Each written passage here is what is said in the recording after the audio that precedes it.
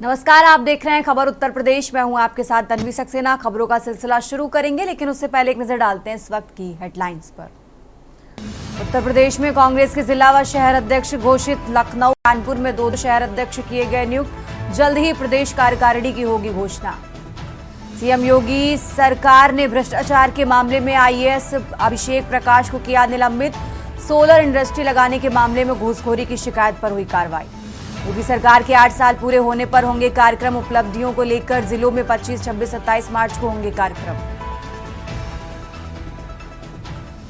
UP सरकार ने CBCID के नाम में किया बदलाव। एसआईटी के बाद अब सीबीसीआईडी के नाम में किया गया परिवर्तन।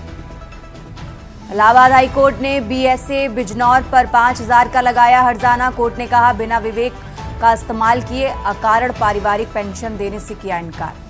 यूपी में पिछले साल से ज्यादा पड़ेगी गर्मी। 49 डिग्री जा सकता है तापमान। 2024 में पोस्टमार्टम हाउस व शमशान शवों से पट गए थे। आप देख रहे हैं के न्यूज, खबरों का सारथी। और अब खबर उत्तर प्रदेश की शुरुआत करते हैं लखनऊ की खबर से। लखनऊ से खबर आपको बता रहे हैं, जहां भ्रष्टाचार के मामले में अभिषेक प्रकाश निलंबित किए गए हैं। राजधानी लखनऊ से खबर आपको बता रहे हैं, जहां इन्वेस्ट यूपी के सीईओ अभिषेक प्रकाश सस्पेंड किए गए हैं। आपको बता दें, सोलर इंडस्ट्री लगाने के मामले में घूसखोरी की शिकायत की थी। उद्योगपति की शिकायत पर मुख्यमंत्री की तरफ से ये कार्रवाई की गई है। लखनऊ से खबर आपको बता रहे हैं, राजधानी लखनऊ से अहम जानकारी आपको बता रहे हैं, जहां इन्वेस्ट यूपी का कर्मचारी निकांत जैन गिरफ्तार किया गया है। अभिषेक प्रकाश के खिलाफ भी दर्ज की गई एफआईआर। सोलर इंडस्ट्री के आवेदन के बाद चल रही थी डीलिंग। काम कराने के एवज में मांगा गया था 50% कमीशन, 5% कमीशन माफ कीजिएगा। और लखनऊ से खबर आपको बता रहे हैं, जहां सीएम योगी ने भ्रष्टाचार पर लिया सख्त एक्शन। सील सोलर कंपनी की शिकायत पर सीएम ने कार्रवाई की है। कंपनी प्रतिनिधि विश्वजीत दत्ता से कमीशन मांगा गया था। कमीशन न देने पर अभिषेक प्रकाश ने संस्तुति रोक दी थी। तो लखनऊ से खबर आपको बता रहे हैं, भ्रष्टाचार के मामले में आईएएस अभिषेक प्रकाश को निलंबित किया गया है।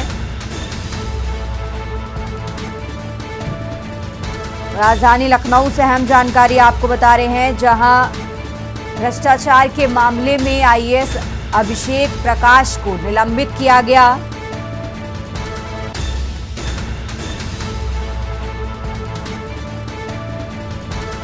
कमीशन न देने पर अभिषेक प्रकाश ने संस्तुति रोक दी थी। और अब ये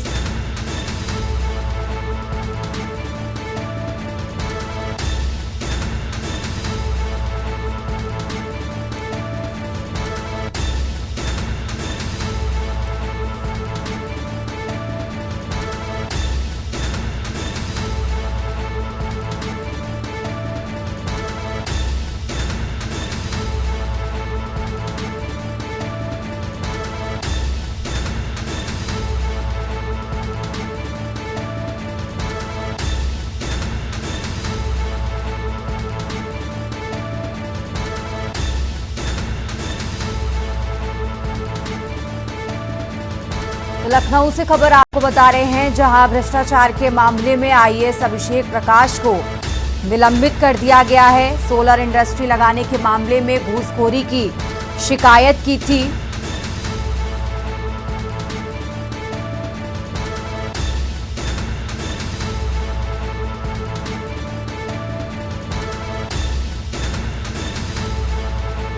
अभिषेक प्रकाश के खिलाफ दर्ज की गई एफआईआर। लखनऊ से खबर आपको बता रहे हैं, भ्रष्टाचार के मामले में आईएएस अभिषेक प्रकाश को निलंबित किया गया है।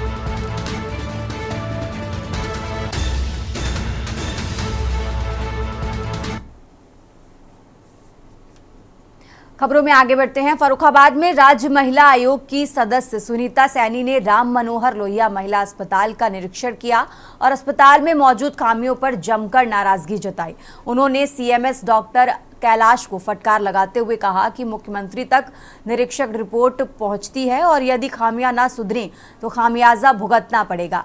सुनीता सैनी ने कहा कि जननी सुरक्षा योजना का पैसा प्रसूताओं के खाते में समय पर नहीं पहुंच रहा है, साथ ही सीएमएस से मोबाइल पर लाभार्थियों से संपर्क भी नहीं हो पा रहा है।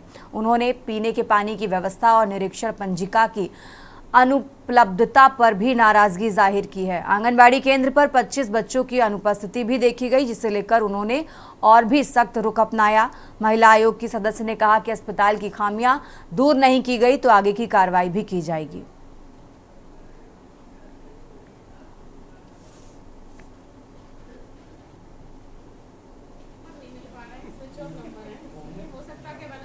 आज तो मुझे सारी चीज़ें दुरुस्त लगी, बस एक थोड़ा पानी की कमी मुझे लगती है यहाँ पे, वो भी दुरुस्त हो जाएगी। मैं डॉक्टर साहब से मैंने बोला है। जननी सुरक्षा का पैसा कितनी महिलाओं के खाते में चला गया, आपने विजिट में देखा इस चीज़ को? नहीं, अभी देखूंगी, मैं रजिस्टर उनसे मांगूंगी। अभी मैंने क्या नहीं खाली, अभी मैं वार्ड में घूम के अभी यहाँ आके बैठी हूँ। कितने बच्चों का टीकाकरण हुआ है, कितने टीके लग गए, कितने नहीं लगे, या बच्चों के टीकाकरण को लेकर क्या व्यवस्थाएं यहाँ की गई हैं?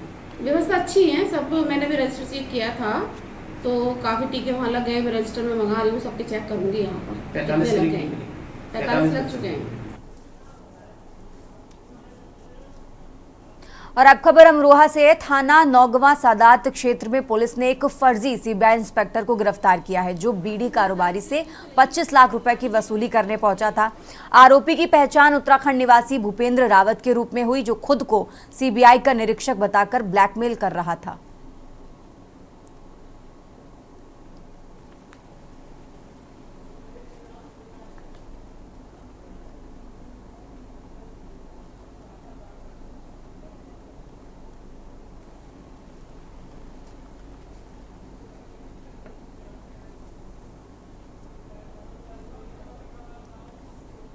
खबरों में आगे बढ़ते अब बात कर रहे हैं लखनऊ की। लखनऊ से बड़ी खबर आपको बता रहे हैं। लखनऊ से अहम जानकारी, जहां रामनवमी से पहले तैयारियों का निरीक्षण करेंगे सीएम योगी आदित्यनाथ। हनुमानगढ़ी व रामलला दर्शन के साथ कई कार्यक्रमों में शामिल रहेंगे। रामकथा पार्क में क्रेडिट कैंप का भी आयोजन होगा। 1100 से ज्यादा लाभार्थियों को ऋण वितरण करते नजर आएंगे उत्तर प्रदेश के मुख्यमंत्री योगी आदित्यनाथ। तो लखनऊ से खबर आपको बता रहे हैं, रामनवमी से पहले तैयारियों का निरीक्षण करेंगे सीएम योगी। हनुमानगढ़ी व रामलला दर्शन के साथ कई कार्यक्रमों में शामिल होंगे। रामकथा पार्क में क्रेडिट कैंप का भी आयोजन होगा। 1100 से ज्यादा लाभार्थियों को ऋण वितरण करेंगे सीएम योगी। तो राजधानी लखनऊ से अहम जानकारी आपको बता रहे हैं, जहां रामनवमी से पहले तैयारियों का निरीक्षण करेंगे सीएम योगी आदित्यनाथ। हनुमानगढ़ी व रामलला दर्शन के साथ कई कार्यक्रमों में शामिल होंगे। रामकथा पार्क में क्रेडिट कैंप का भी आयोजन होगा। 1100 से ज्यादा लाभार्थियों को ऋण वितरण करेंगे उत्तर प्रदेश के मुख्यमंत्री योगी आदित्यनाथ। लखनऊ से खबर आपको बता रहे हैं, जहां रामनवमी से पहले तैयारियों का निरीक्षण करेंगे सीएम योगी। हनुमानगढ़ी व रामलला दर्शन के साथ कई कार्यक्रमों में शामिल होंगे। तो लखनऊ से खबर आपको बता रहे हैं, 1100 से ज्यादा लाभार्थियों को ऋण वितरण करते नजर आएंगे उत्तर प्रदेश के मुख्यमंत्री योगी आदित्यनाथ। रामनवमी से पहले तैयारियों का निरीक्षण करेंगे।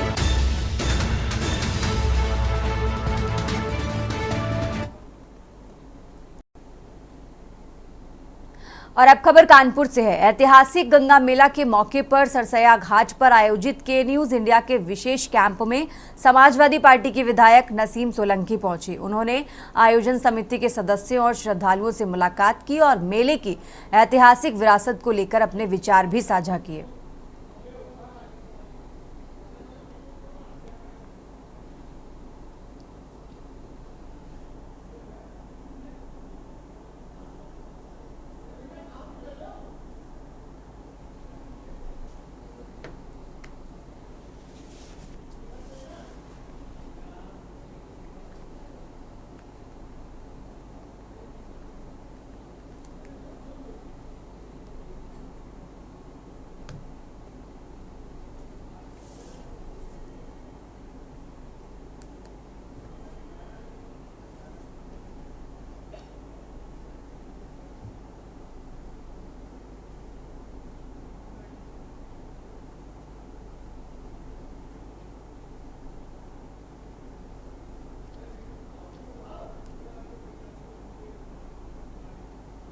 अच्छा लगा, पहली बार आए, बहुत ही अच्छा एक्सपीरियंस है।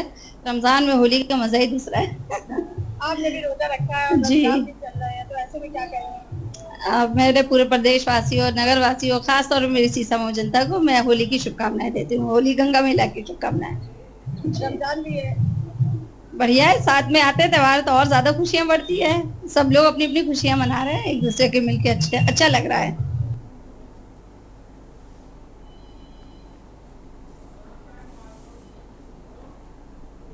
उत्तर प्रदेश की खबरों में आगे बढ़ते हैं। प्रदेश में मुख्यमंत्री योगी आदित्यनाथ के नेतृत्व में सरकार का 8 साल का कार्यकाल पूरा होने पर 25, 26 व 27 मार्च को समारोह आयोजित करने की तैयारी है।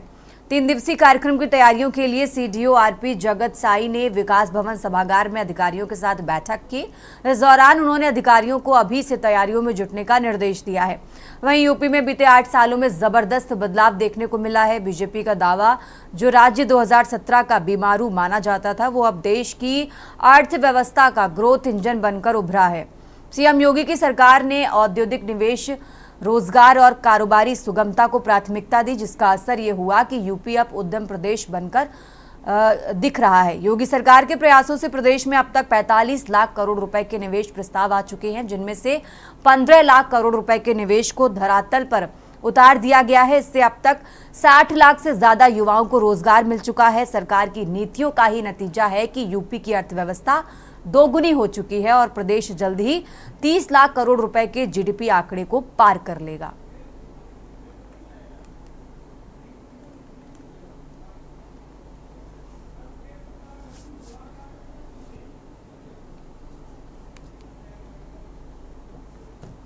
और अब खबर सुल्तानपुर से है, जहां पूर्व कैबिनेट मंत्री गायत्री प्रसाद प्रजापति की रिहाई की मांग को लेकर भारतीय चमार महासभा के हजारों कार्यकर्ताओं ने सुल्तानपुर में प्रदर्शन किया। महासभा ने इस मामले को दलित, पिछड़े और वंचित समाज के खिलाफ गहरी साजिश करार दिया और आरोप लगाया कि गायत्री प्रजापति को सत्ता के षड्यंत्र के तहत फंसाया गया है। प्रदर्शनकारियों ने जिलाधिकारी के माध्यम से महामहिम राष्ट्रपति को ज्ञापन सौंपा और निष्पक्ष जांच की मांग की है।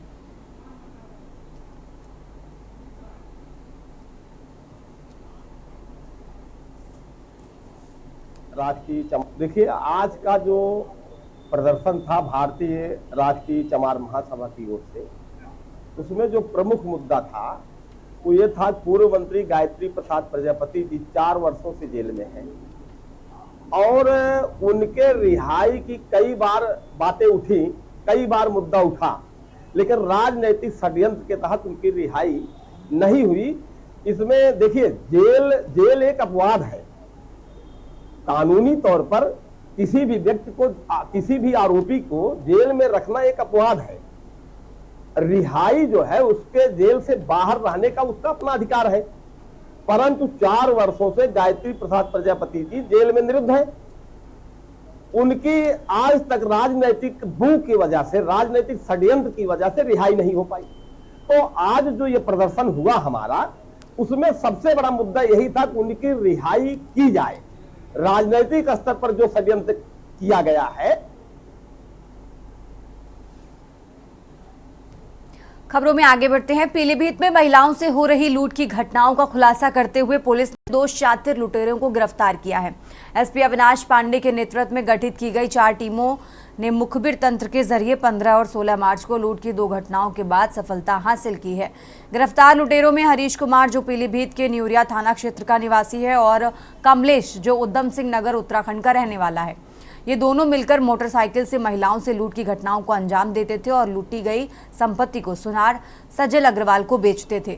पुलिस ने उनके पास से 2 कुंडल, 2 बाली और 1 मोटरसाइकिल और 1 तमंचा और चाकू भी बरामद किया है। फिलहाल पुलिस अब आरोपियों के खिलाफ विभिन्न धाराओं में मुकदमा दर्ज कर उन्हें जेल भेजने की तैयारी कर रही है।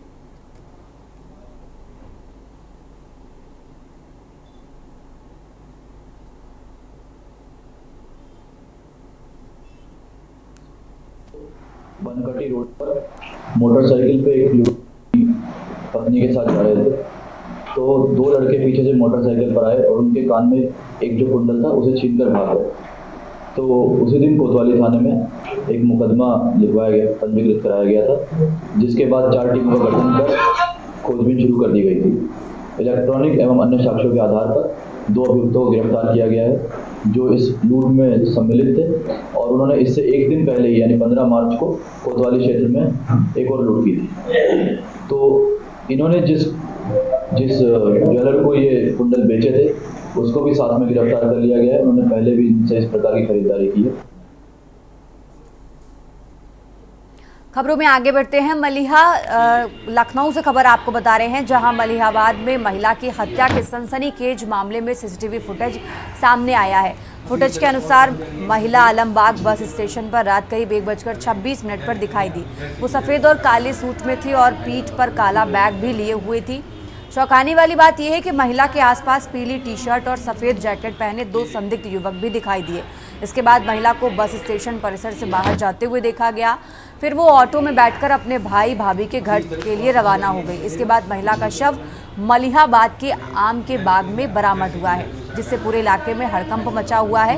इसके बाद महिला का शव मलिहाबाद के आम के बाग में बरामद हुआ, जिससे पूरे इलाके में हड़कंप मचा हुआ है।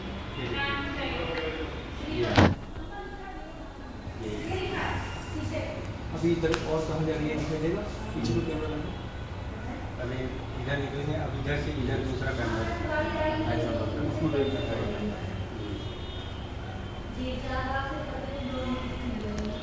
ये देखिए, ये देखिए,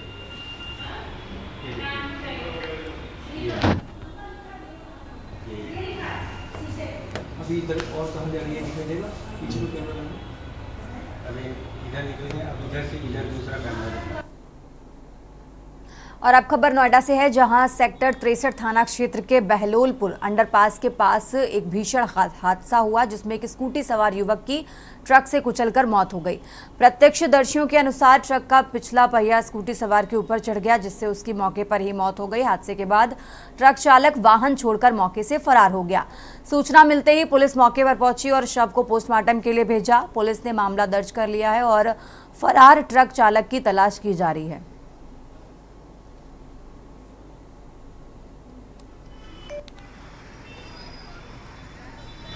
भाई भाई साइड हट जाना।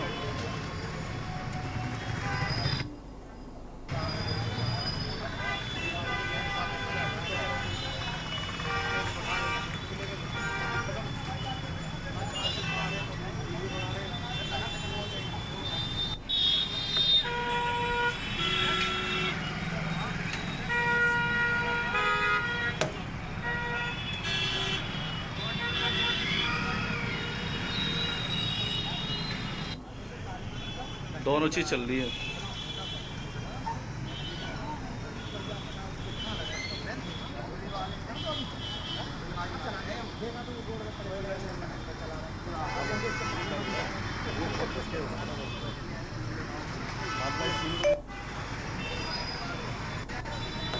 भाई भाई साइड हट जाना।